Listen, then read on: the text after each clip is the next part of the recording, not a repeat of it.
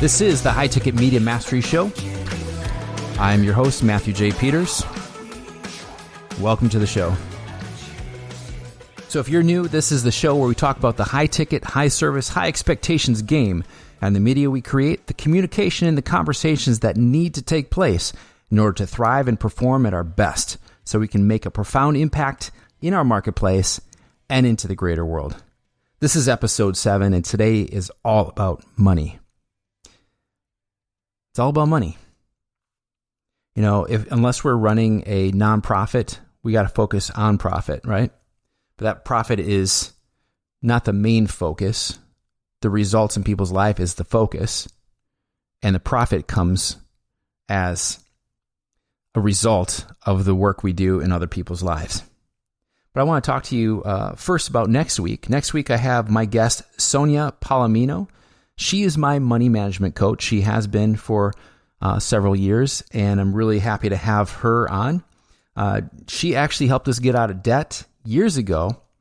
And when you start making money, it's really important to be able to allocate it to where it needs to go. I'm going to use the B word, budget. Man, it's a word that just sucks, doesn't it? But it's really having a plan for your money so when it comes in, you know where it's going to go. I'm going to focus on 2 parts of money from my own experience. The first part is the psychology, and the second part is the finances. I'm not going to get technical. I am not technical with either of these. I'm going to talk to you experientially by what happened with me.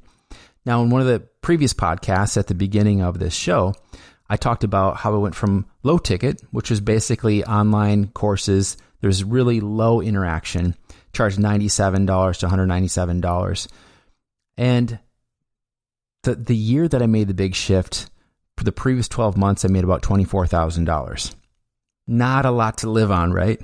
But fortunately, I was a resident manager and we paid nothing for our housing. So that was really helpful. But that wasn't where I wanted to live. There was like, I need more. I need to be out there more. I need to make more. I need to stay sovereign, be able to do what I want to do when I want to do it. Have that freedom, right? That's what we want. A lot of us want as entrepreneurs. But in this episode, I want to talk to you about the psychology that I had shifting from low ticket and actually low belief in myself and the value that I had myself. And someone recommended I reach out to a mentor. The mentor heard where I was at, challenged me on some things, and listened to the results I had brought into people's lives. And he spoke into me in such a way that I believed in him believing in me more than I believed in myself. And sometimes you need to borrow that belief when you start out. At least I did. And so I went from $24,000 that year to investing with this mentor $35,000. $10,000 total credit to my name. Had no savings, put $5,000 deposit down, made $25,000 that month, invested the other $30,000 after I realized it would work with him. And so with that money, within 4 months, I did $100,000 in 1 month, which totally blew my mind. I want to talk to you about that. And then following that was another $33,000 or something like that within 15 days. And since then, I've had lots of ups and lots of downs. That's a business. But I realized that every time I had a down and every time I had an up, it had to do with the psychology, my mood, my belief in myself. It always followed, and it usually followed weeks to months later. So when I broke that $100,000, I want to tell you about the instant that it happened. I'd been traveling 15 days out of 30 with my family. My kids were in the back of the van, driving back from all the way up to northern Michigan, the Upper Peninsula of Michigan, which is about as far from Florida as you can get. This is about 1,500 miles, driving back, been on the road for a long time. It was the last day of the month, and I texted one of my mentors, and I said, hey, who would believe that I'd be disappointed that I only did $80,000 this month? And he said that You still have 6 hours left in the day. So I went through all the people that I'd talked with. Some people said, let me think about it. Came across one guy, messaged him, got on the phone, got a deposit into my PayPal, $5,000 for the program. I had crossed into $100,000 of sales in that 30 days. And the first thought, after the yay, kids clapping stuff, my first thought is, how long have I been able to do this? Literally, like, I've been not starving, but just like in such lack for years. And then one month I tell people, hey guys, I'm going for a 6-figure month. And people are like, go for it, Matthew, you can do it. So I had my name on the line. Like I told people this is what I'm going to do. I'm like, I may reach out to you because I have no idea how I'm going to accomplish this. But with the help of some people giving me some feedback and my mentor, constructing some programs, making some sales, having some upsells, having some opportunities. And the follow through of that did $130,000 in 45 days. I'm telling you that you can do this too. If you truly help people get results in a consistent way, and you have some system for that.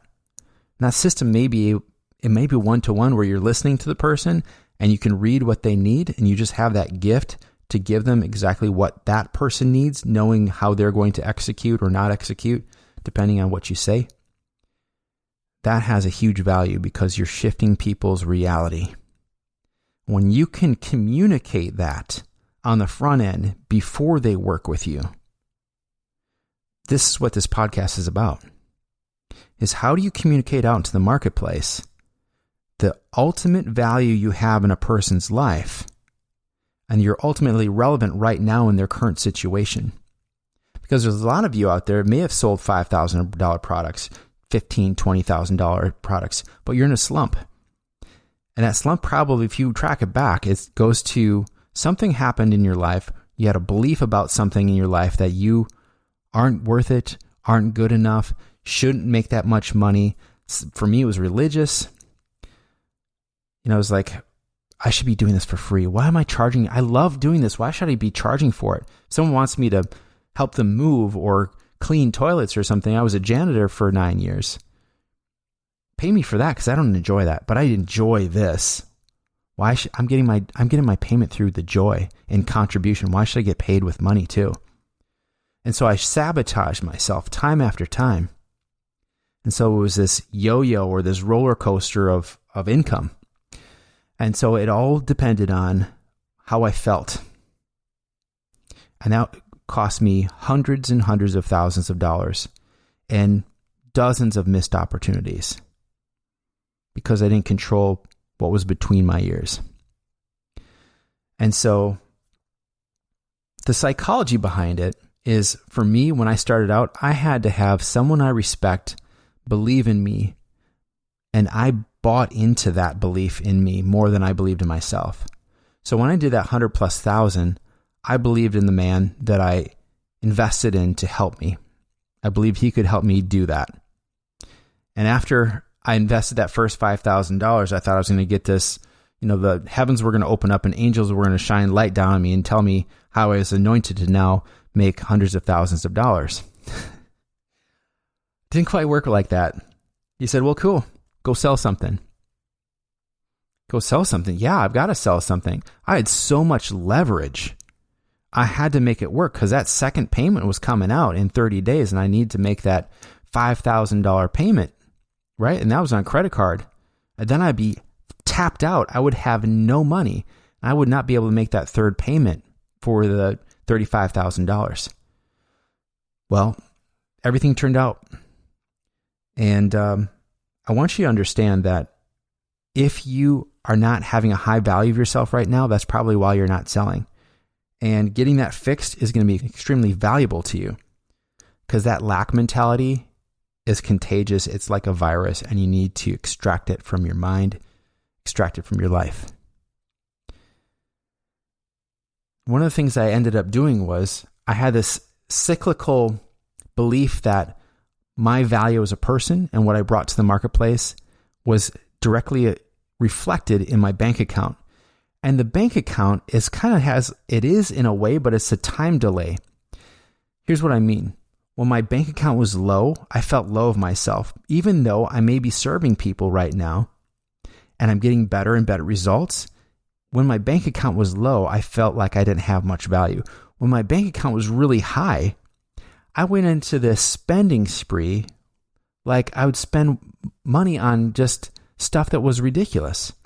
And one of the biggest things that I did out of pride is I bought a car with money I was going to be making, money that was going to be coming in. And I know right now when I look back at it, hindsight is 20/20. If I would have put that money into my marketing instead of a sports car, that would have shifted my business. It would have shifted it in a huge way. And so when we're making those decisions, I learned from Robert Kiyosaki to now have my investments pay for my liabilities, a car being a liability, whatever your investment is, those assets pay for your liabilities instead of putting your liabilities on credit for money you will be making. And I realized this from one of my friends, TJ. And TJ had an Audi, very expensive car in Australia. And I remember him making the post saying he sold it because of the payment would help him open up a couple more gyms. And it was brilliant. It was transparent. It was true. And he was willing to put himself out there as an example of saying, hey, I'm doing this because I know this is the right thing for me to do right now. And so I really respected him doing that. And I actually sold my car. I took that money and put it into my business because I didn't really need that car. It wasn't a necessity, and it wasn't being paid for by profits coming in. What I did was I took that money and I put that into my business so it would bring more profits. So this mindset shift really comes down to you having the tenacity to stick with your business until it starts paying off. And it's too many times we start getting on a roll, we make some money, and then it's almost like we put the brakes on, but we're just coasting. We're coasting along, and coasting will kill your business because you never coast faster and faster unless you're going downhill. We want to keep going uphill, and you can't coast uphill, at least not for long. So I don't want to go into the psychology too much because I'm not a psychologist. I'm just telling you, man, I made some poor decisions business-wise. I had some great experiences, but poor business decisions. And definitely I do things differently. But I want you to realize that your bank account is not telling you what your value as a person is. What your bank account is telling you have a value of is the level of communication and how well you're communicating your value out to the world. Because if you can't do that, you could be someone who could change lives better than Tony Robbins. You could change businesses better than Brad Sugars. But if you don't understand how to communicate that, you're going to be living in a silo and no one's going to know. So there's no shortage of extremely talented people that don't know how to communicate that out to people. So the finances. One of the things I realized is when I brought money into the business, I was counting the total sale, even though I got one payment. And what I needed to realize, and I just want I'm going to cut to the chase for you. When you make a $25,000 sale and you get your first payment, that's, let's say, one payment of 5, you're not guaranteed that that person is going to pay. Fortunately, everyone who bought my $25,000 program paid because I had expenses. The second thing is you got to know your expenses. What's the reality? Even if you're paying, that's going to be paid for coaching, being in a group call for a year, right? You're charging $25,000.